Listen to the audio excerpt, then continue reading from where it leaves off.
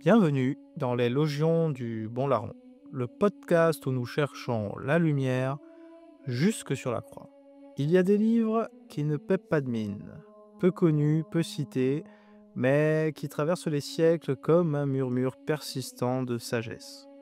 Le combat spirituel de Lorenzo Scupoli est de cela. Écrit à la fin du XVIe siècle par un prêtre théatin, ce petit traité fut l'un des compagnons de route de saint François de Sales qui l'emportait dans sa poche partout où il allait. Non pas parce qu'il flattait l'âme, mais parce qu'il l'éprouvait.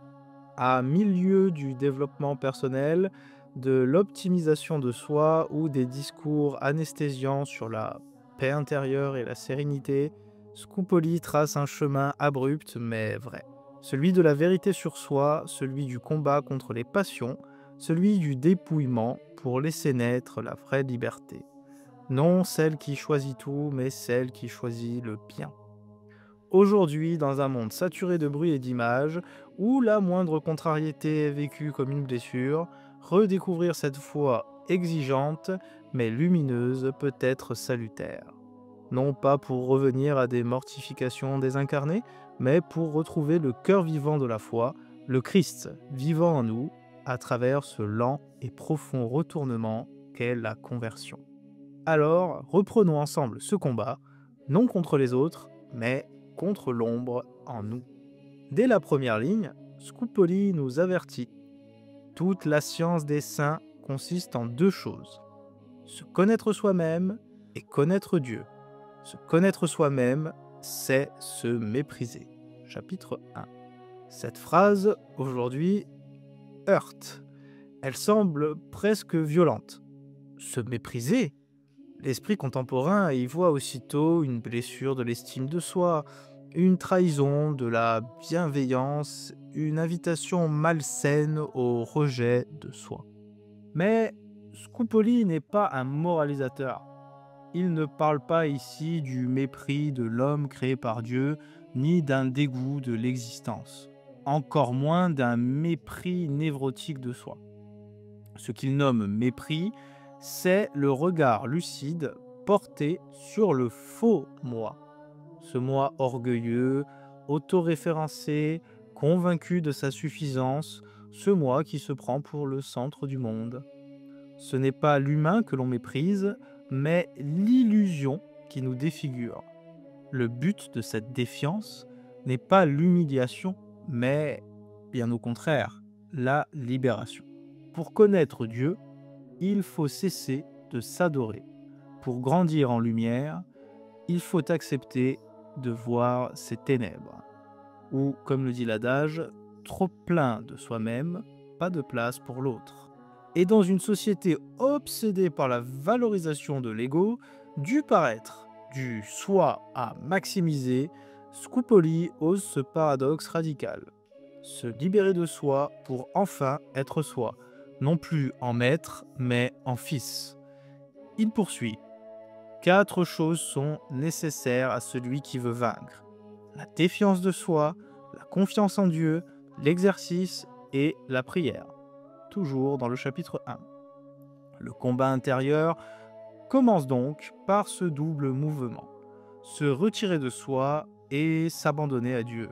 Ni haine de soi, ni autosatisfaction, mais une disposition à reconnaître que ce qui est en nous prétend tout maîtriser est souvent l'obstacle même à la vie divine. Dans cette perspective, l'humilité n'est pas une option douce. Elle est la porte étroite sans laquelle rien ne commence, pas même la grâce. Scupoli ne laisse pas de place au malentendu. Si le chrétien doit se défier de lui-même, ce n'est jamais pour sombrer dans le désespoir. La défiance, sans appui, devient pusillanimité. Il écrit « La défiance de soi, si elle n'est pas accompagnée d'une entière confiance en Dieu, ne produit que trouble et tiédeur. » Chapitre 3. Et il ajoute plus loin « Il faut s'appliquer à bien connaître et à bien sentir son extrême faiblesse, sans pour cela perdre courage, car Dieu veut que, par cette connaissance, nous apprenions à nous appuyer sur lui. » Chapitre 6. Ainsi, ce n'est pas l'humiliation pour l'humiliation, mais une vérité qui ouvre à l'abandon. Ce que le monde appelle confiance en soi, Scupoli le traduit en une confiance déplacée vers Dieu. Ce n'est pas une dévalorisation, mais un recentrement, et pourrait-on dire du discernement. L'homme qui doute de ses forces et s'appuie sur Dieu est plus stable que celui qui croit pouvoir porter seul son salut. La sainteté ici n'est pas le fruit d'une performance morale, mais le fruit d'une dépendance joyeuse et lucide. Et c'est là que le chrétien se distingue de l'orgueil religieux, ou même de certains courants de sagesse qui veulent maîtriser l'ego par la seule force de l'esprit. Scupoli écrit: ne mettez jamais votre confiance en vos résolutions. Faites comme si vous ne les aviez point prises et vous trouverez plus de force pour les tenir. Chapitre 4. Ce que le monde veut construire à partir de lui-même, Scupoli nous invite à l'abandonner pour mieux le recevoir. Le salut n'est pas une conquête, mais une grâce reçue, et cette grâce ne peut s'installer dans une âme trop remplie d'elle-même. Cette dynamique est profondément actuelle. Le développement personnel nous invite à croire que nous devons être notre propre source. Le combat spirituel de Scupoli rappelle que nous avons déjà une source et qu'elle ne vient pas de nous. Et c'est cela la bonne nouvelle.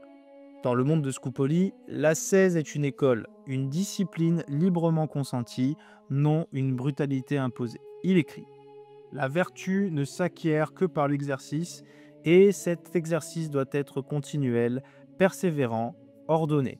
Chapitre 36. Et encore, qu'on ne pense pas pouvoir acquérir les vertus en peu de temps, ni toutes à la fois. Elles s'acquièrent peu à peu, les unes après les autres. Chapitre 34. On est ici loin des caricatures de la spiritualité chrétienne comme une suite de mortifications absurdes.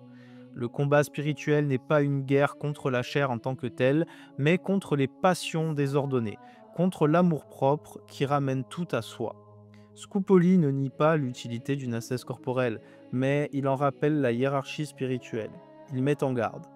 Il y en a qui s'attachent tant aux disciplines, aux jeûnes, aux cilices, qu'ils pensent avoir tout fait quand ils ont tourmenté leur corps, et cela même avec précipitation, sans ordre, sans conseil.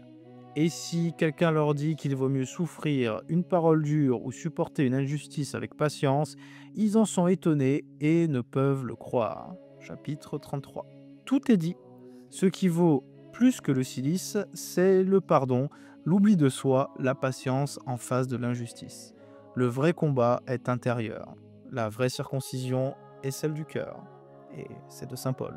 Il invite à un usage ordonné des puissances humaines, de l'intelligence, de la volonté, de la mémoire. Il écrit: il faut que l'entendement soit libre de l'ignorance et de la curiosité, que la volonté ne veuille que ce que Dieu veut, que les sens soient réglés et orientés vers Dieu. Résumé des chapitres 7 et 10. Ce que l'on combat, ce n'est pas le plaisir, mais l'attachement qui rend aveugle. Ce que l'on mortifie, ce n'est pas le corps, mais l'idolâtrie de ses mouvements désordonnés. Et c'est pourquoi il affirme encore: le soldat chrétien doit éviter tout ce qui peut troubler la paix de son cœur. Chapitre 25. L'ascèse chrétienne n'est donc pas une violence, elle est un art de la paix, une lucidité de l'âme, un ordre discret. Loin des excès, elle cherche à rendre le cœur disponible à Dieu.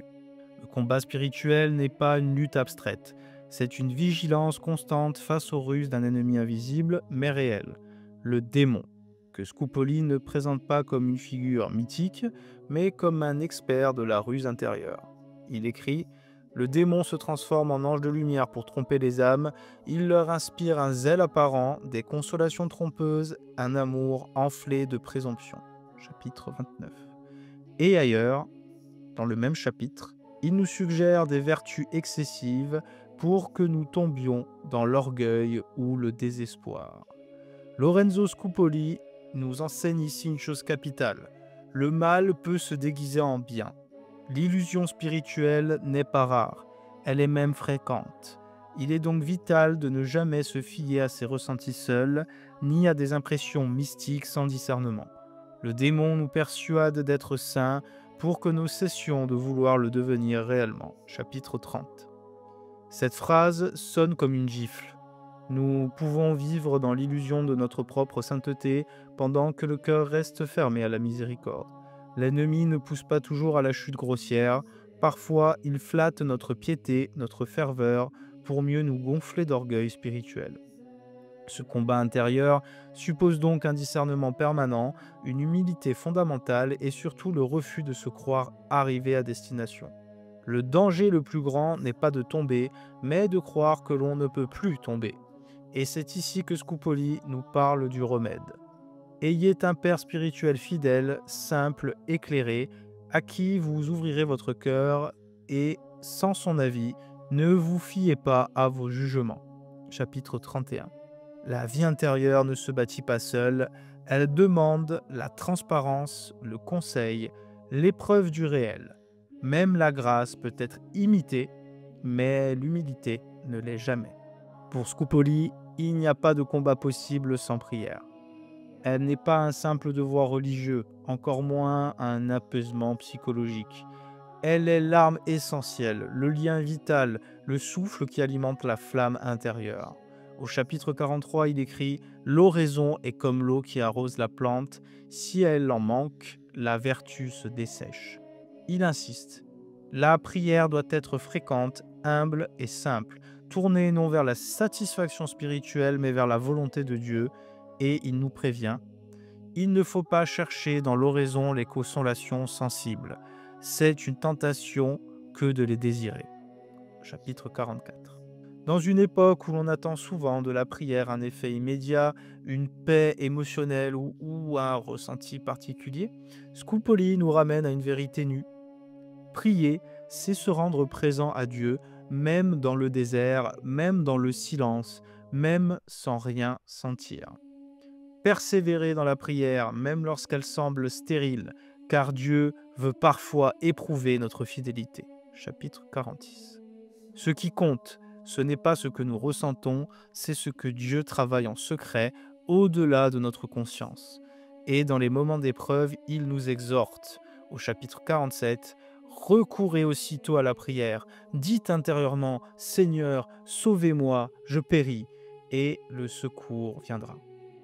La prière n'est donc pas une stratégie secondaire, elle est le lieu du combat lui-même, car c'est dans la prière que se livrent les batailles les plus décisives, contre l'orgueil, la tiédeur, le découragement ou même l'illusion spirituelle. Enfin, il conclut magnifiquement. Il ne faut pas tant prier pour être délivré de la tentation que pour être fidèle dans la tentation. Chapitre 48. À l'heure où l'on cherche partout des méthodes, des techniques, des raccourcis vers le bonheur ou l'élévation de soi, Lorenzo Scupoli propose une voie radicalement autre, comme nous l'avons vu. Une voie lente, intransigeante avec le mensonge, débarrassée de tout spectacle intérieur. Le combat spirituel n'est pas une méthode de bien-être, ni un art de la performance morale. C'est une descente vers le vrai, une reddition du moi devant Dieu, une disponibilité à la grâce. Le bonheur d'un cœur qui meurt à lui-même pour vivre à Dieu. Sous-titre de l'édition française 1774. Scupoli n'ignore pas la douleur. Il ne nie pas les épreuves, mais il nous apprend à ne pas en faire des idoles, à préférer l'humilité silencieuse à l'héroïsme apparent, à reconnaître que la sainteté ne commence pas dans l'exceptionnel, mais dans le quotidien traversé avec foi. Il nous avertit aussi. Plus une chose nous semble bonne, plus il faut la soumettre au jugement de Dieu. Chapitre 32. Tout peut devenir orgueil, même la vertu. Tout peut nous éloigner de Dieu, même ce que nous croyons offrir en son nom. Voilà pourquoi le cœur chrétien doit toujours rester pauvre, vigilant, priant. Et c'est peut-être là justement que le message de Scupoli est le plus brûlant pour notre époque. Dans un monde saturé de volonté de puissance, il nous rappelle que le salut ne se conquiert pas, il s'accueille, il ne peut venir que de Dieu. Dans un monde de confusion morale, il nous rappelle que le mal ne se combat pas en le haïssant, mais en laissant la lumière le dissiper. Et que cette lumière, c'est le Christ vivant dans l'âme humble. Alors, à ceux qui se croient trop faibles, trop déçus, trop trop dispersé pour mener ce combat, Scupoli ne dit pas « deviens un héros ». Il dit « deviens vrai, deviens fils, abandonne-toi, prie et avance, pas à pas, à ton rythme, dans la nuit, avec confiance ». C'était l'élogion du bon larron. Merci d'avoir cheminé avec nous dans ce combat intérieur qui est, en vérité, une ouverture à la douceur de Dieu. Continuons à chercher ensemble la lumière jusque sur la croix.